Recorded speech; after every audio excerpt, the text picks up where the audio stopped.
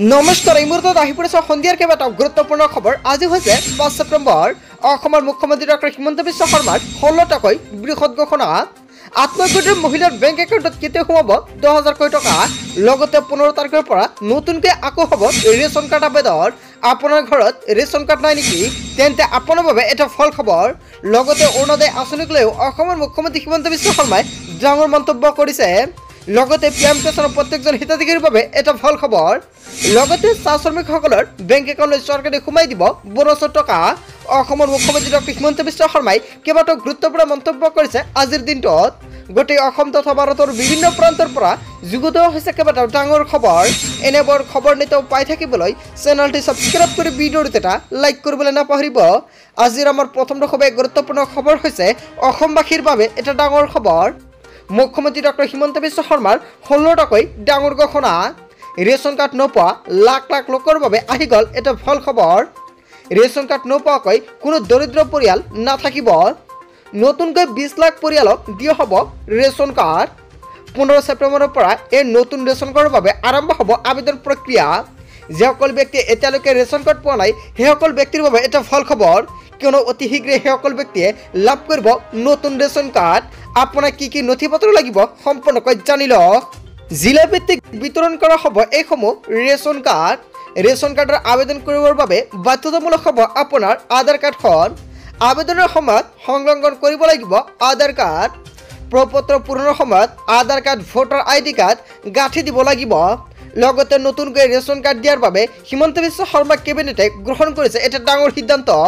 লগতে চাহ শ্ৰমিকৰ বাবে এটা ভাল খবৰ।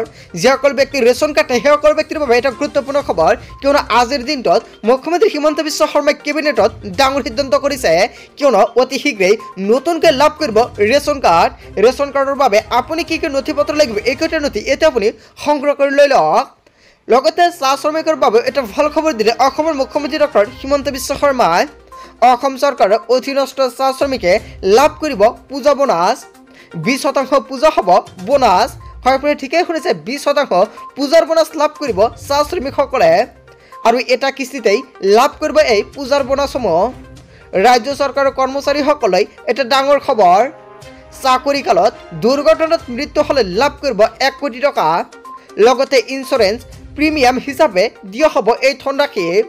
লগতে দুৰ্ঘটনাত পতিত হৈ বিশেষভাৱে সক্ষম হ'লে লাভ কৰিব ৮০ লাখ টকা। ৰোগত আক্ৰান্ত হৈ মৃত্যু হ'লে পৰিয়ালটোৱে পাব সকলো চৰকাৰী সা সুবিধা। অতিৰিক্তভাৱে পৰিয়ালটোৱে লাভ কৰিব ১০ লাখ টকা। মুখ্যমন্ত্ৰী হিমন্ত বিশ্ব শৰ্মাই কেবিনেটত কেইবাটাও গুৰুত্বপূৰ্ণ সিদ্ধান্ত গ্ৰহণ কৰিছে। বন্ধু বান্ধৱীসকল, আজিৰ কেবিনেট বৈঠকত কেইবাটাও গুৰুত্বপূৰ্ণ মন্তব্য কৰিছে অসমৰ মুখ্যমন্ত্ৰী ডক্টৰ হিমন্ত বিশ্ব শৰ্মাই। ইয়াৰ বিষয়ত জনতাই কি ক'ব? যদি আপোনাৰ কিবা মন্তব্য কৰিব লগা থাকে আপোনালোকৰ মন্তব্যটো নিশ্চয় কমেণ্ট বক্সত জনাব। তাৰপিছত অসমবাসী ৰাইজক জনাইছোঁ আমাৰ পৰৱৰ্তীটো খুবেই গুৰুত্বপূৰ্ণ খবৰ। লগতে ডাঙৰ খবৰ, ৰাজ্যৰ মহিলাসকলৰ বাবে এটা ডাঙৰ খবৰ আহি পৰিলে। ১৫ ছেপ্টেম্বৰৰ বাবে সাজু কৰক এইকেইটা নথি পত্ৰ। এইকেইটা নথি পত্ৰৰে আপুনি আবেদন কৰিব পাৰিব। ৰাজ্যৰ মহিলাসকলৰ বাবে আহি গ'ল এটা ভাল খবৰ। সাজু কৰক প্ৰয়োজনীয় নথি পত্ৰ। ১ ফেব্ৰুৱাৰীৰ পৰা ৰাজ্যৰ মহিলাসকলে লাভ কৰিব চৰকাৰী টকা। ১৫ ছেপ্টেম্বৰৰ পৰা কৰিব পাৰিব আবেদন। নতুনকৈ ১২,৬০,০০০ মহিলাক লোৱা হ'ব সামৰি। প্ৰতি সমষ্টিতে ১০,০০০কৈ মহিলাক দিয়া হ'ব চৰকাৰী টকা। অৰুণোদয় আঁচনিক লৈ হিমন্ত বিশ্ব শৰ্মা চৰকাৰৰ ডাঙৰ ঘোষণা। অৰুণোদয় 3.0 শীঘ্ৰেই এৰি দিয়া হ'ব ৰাজ্য চৰকাৰে মহিলাসকলৰ বাবে। পূৰ্বতে অৰুণোদয় আঁচনিত অন্তৰ্ভুক্ত নোহোৱা প্ৰতিগৰাকী যোগ্য মহিলাক লোৱা হ'ব সামৰি। কি কি নথি পত্ৰ লাগিব আবেদনৰ বাবে? ৰেচন কাৰ্ড থকা পৰিয়ালেহে লাভ কৰিব অৰুণোদয় আঁচনি। ৰেচন কাৰ্ডৰ লগত লিংক হৈ থাকিব লাগিব আধাৰ কাৰ্ড। আধাৰ লিংক নহ'লে নাপাব অৰুণোদয় আঁচনিৰ সুবিধা। ৰাজ্যৰ মহিলাসকলৰ বাবে এটা ভাল খবৰ। তাৰপিছত অসমবাসী ৰাইজক জনাইছোঁ আমাৰ পৰৱৰ্তীটো খুবেই গুৰুত্বপূৰ্ণ খবৰ। লগতে ডাঙৰ খবৰ, হাতত মাত্ৰ ৪ দিন বাকী ১ তাৰিখৰ পৰা লাভ কৰিব লাখ লাখ লোকে ৰেচন। আপুনি যদি ৰেচন লোৱা নাই অতি শীঘ্ৰে লৈ লওক। লগতে ১০ তাৰিখে কাৰ কাৰ একাউণ্টত সোমাব চৰকাৰী টকা এতিয়া সম্পূৰ্ণকৈ জানি লওক। চৰকাৰে কেইবাটাও গুৰুত্বপূৰ্ণ পন্থা হাতত লৈছে। হাতত মাত্ৰ ৪টা দিন বাকী আছে। ১ তাৰিখৰ পৰা লাখ লাখ লোকে লাভ কৰিব ৰেচনৰ চাউল। আপুনি ৰেচনৰ চাউলটো লৈছেনে নাই? যদি লোৱা নাই অতি শীঘ্ৰে আপুনি ৰেচনৰ চাউলটো লৈ লওক। ৰেচন নাপালে দিব পাৰিব অভিযোগ। ৰেচনৰ দোকানীৰ বাবে সাৱধানবাণী। আপুনি লিখি লওক দুটাকৈ নম্বৰ। ফোন নম্বৰ দুটা হৈছে 1800345361 আৰু 1967 নম্বৰ, আৰু এই দুটা নম্বৰতে ফোন কৰি দিব পাৰিব আপুনি অভিযোগ। দোকানীৰ লগতে গ্ৰাহকেও মানি চলিব লাগিব এইকেইটা নিয়ম। 1 তাৰিখৰ পৰা 10 তাৰিখৰ ভিতৰত লাভ কৰিব লাগিব আপোনাৰ ৰেচন। মনত ৰাখিব, ৰেচনৰ চাউল সংগ্ৰহ কৰাৰ সময়ত দিয়ক আপুনি ফিংগাৰপ্ৰিণ্ট দিহে সংগ্ৰহ কৰক আপুনি ৰচিদ। ই-পষ্ট মেচিনৰ দ্বাৰা দিয়া ৰচিদ ল'ব লাগিব হিতাধিকাৰীসকলে। অন্তোদয় অন্ন যোজনাৰ অধীনত 35 কিলোকৈ চাউল লাভ কৰিব হিতাধিকাৰীসকলে। অগ্ৰাধিকাৰ পৰিয়ালে 5 কিলোকৈ লাভ কৰিব ৰেচন। হিতাধিকাৰীয়ে ৰেচন সংগ্ৰহ কৰি ল'ব লাগিব ৰচিদ। লগতে 1 তাৰিখৰ পৰা 10 তাৰিখলৈকে দিনজোৰাকৈ খোলা ৰাখিব লাগিব ৰেচনৰ দোকান। ৰাজ্যৰ লাখ লাখ ৰাজহুৱা বিতৰণ আৰু গ্ৰাহক পৰিক্ৰমা বিভাগে জাৰি কৰিলে এই বিশেষ বিজ্ঞাপন। ৰেচন নাপালে দিব পাৰিব আপুনি অভিযোগ। ৰেচন কাৰ্ডৰ হিতাধিকাৰীৰ বাবে চৰকাৰে মুকলি কৰিছে ফোন নম্বৰ। ৰেচনৰ দোকানীয়ে চাউল কমকৈ দিলে দিব পাৰিব অভিযোগ। লগতে আপোনাৰ এটা অভিযোগৰ পিছতে জেললৈ যাব লাগিব ৰেচনৰ দোকানী। লগতে 10 তাৰিখে লাখ লাখ লোকৰ একাউণ্টত সোমাব টকা। যিসকল ব্যক্তিৰ অৰুণোদয় আৰু অৰুণোদয় 2.0 আঁচনিত নামটো অন্তৰ্ভুক্ত হৈ আছে সেইসকল ব্যক্তিৰ বাবে এটা ভাল খবৰ, কিয়নো সেইসকল একাউণ্টত চৰকাৰে অতি শীঘ্ৰেই সোমাই দিব 1250 টকাকৈ।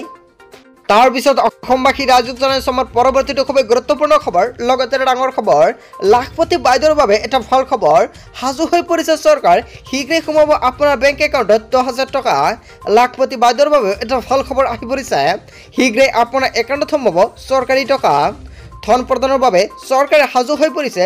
লগতে চৰকাৰে গ্ৰহণ কৰিছে কেইবাটাও ব্যৱস্থা।